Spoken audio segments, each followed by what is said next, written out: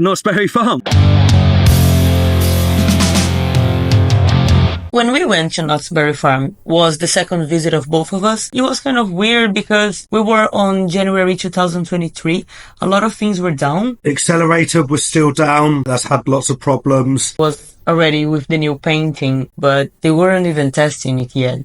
Yeah, it opened for a month and then it broke and then it went down for a long time. But it's back open now. It was just such a shame that they managed to get it all completely renovated and then it immediately broke afterwards. I last went to Knott's Berry Farm in September 2022 and Xcelerator was closed. I have done Xcelerator before. I have been in Knott's Berry Farm on 2016. I really love it. It was the first time that I did an incoming hydraulic launch. It felt amazing. It was different than anything else that I have done before. Montezooma's Revenge was also down. It was closed for refurbishment. The whole area by Jaguar was going through renovations as well, but they kept some of the rides open. The whole queue for Jaguar was going through renovations, so we kind of entered through the exit. I like the way they kept the rides open even though they were going through renovations. The park was really quiet because it was raining in the morning, so we managed to do everything so many times. But the problem was the park shut early that night. It shut at 5 p.m. but it was meant to be 10 p.m. We didn't find out until we were in the station and we overheard two members of staff talking saying,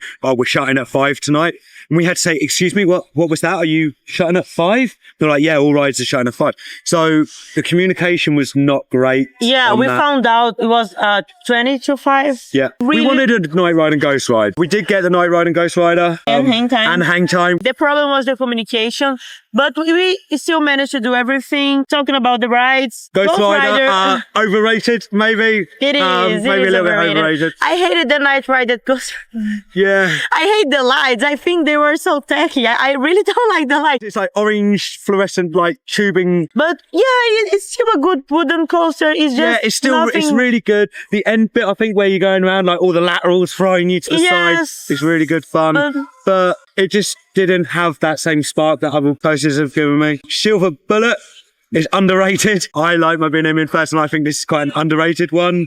There's a few, I love the corkscrew bits at the end, jumping around. That's some of the best parts of the ride for me. And Hangtime. I wasn't really impressed by Hangtime. I was expecting more.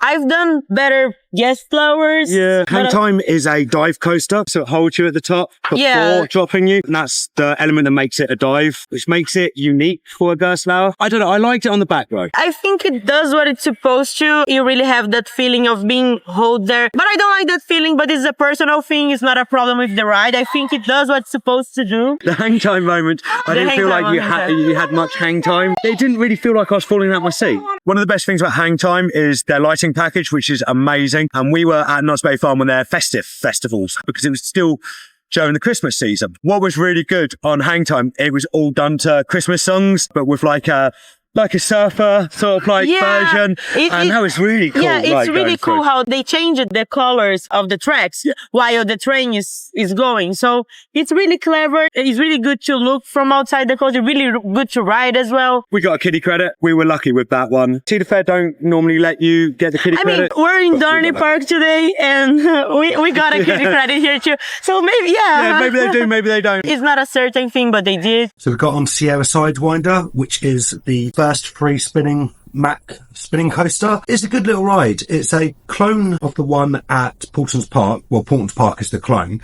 But it's a good little ride. You can see it is the first generation that they did. Storm Chaser in Portons Park feels a lot more intense. We also did the chill water rides, the rapids and the log flume. The log flume's amazing. When I first went on the log flume, it was during the Halloween event, and they had all these extra like scare actors, or like scare creatures and stuff inside. That was pretty cool. But even without that, it's a really cool ride, really good theming. Calico Mine Train, that was very good. Very good. Yeah. So dark ride, train. It's a train that goes into some scenarios. Yeah, it goes through sort of like a whole mining story. I don't want to give too much away, but it's something that you cannot miss when you go there. It's very unique to Knott's Berry Farm, and I think it's something that everyone should do when they go there. I think Knott's Berry Farm is kind of different from other Cedar Fair parks because it has a story.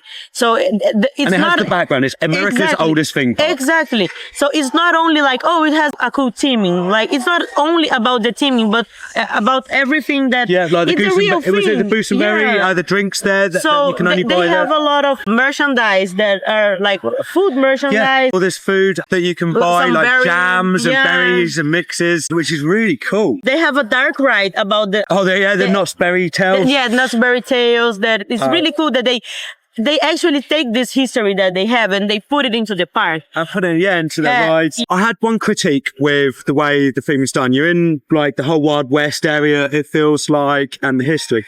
But they play like modern pop music and dance music, and that kind of takes away from the immersion of the park. You're watching TV screens, advertisements on in the queues, and it kind of took away from the immersion from me. Yeah, this is all for the old Cedar Fair parks. You have it on all seasons. And I feel like if you had more themed music, even if it's country versions, because I felt like we had that at another Cedar Fair park. We've heard like country versions of songs.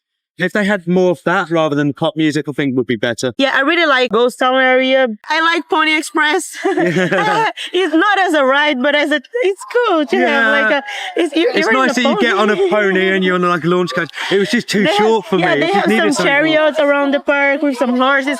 They have a section with the horse, like a stable. Stables. Yeah.